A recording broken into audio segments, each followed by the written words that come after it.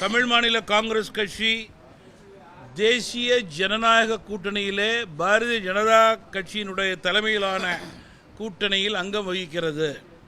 அந்த வகையில் பாரதிய ஜனதா கட்சியினுடைய மூத்த தலைவர்கள் அடங்கிய குழு இன்றைக்கு இங்கே வருகை புரிந்திருக்கிறது.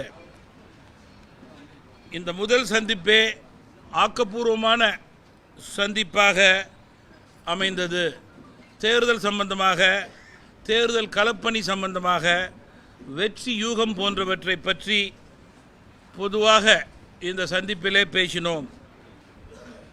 குறிப்பாக தமிழ் மாநில காங்கிரஸ் கட்சியினுடைய தேர்தல் குழு அதிகாரப்பூர்வமாக அறிவிக்கப்பட்ட பிறகு பாரதிய ஜனதா கட்சியினுடைய மரியாதைக்குரிய தேர்தல் குழுவோடு முறைப்படி எண்ணிக்கை தொகுதி பற்றி பேச்சுவார்த்தை நடத்தப்படும் என்பதையும் அவர்கள் தெரிவித்தார்கள். நானும் அவர்களிடம் கூறினேன்.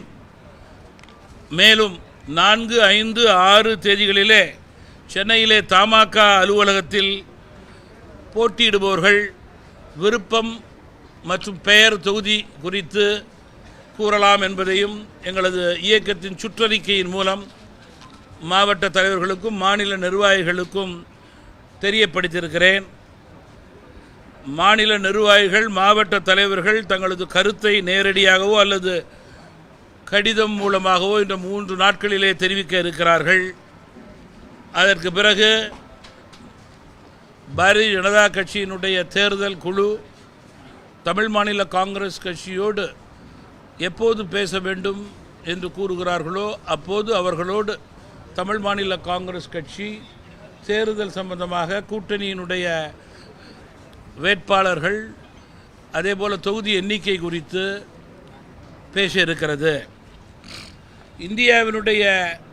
இந்தியாவில் பாஜகவினுடைய வெற்றி வாய்ப்பு அந்த கட்சியினுடைய மத்திய அரசினுடைய சாதனைகள் மூலமே தற்போது இந்தியாவிலே உறுதிப்பட்டிருக்கிறது.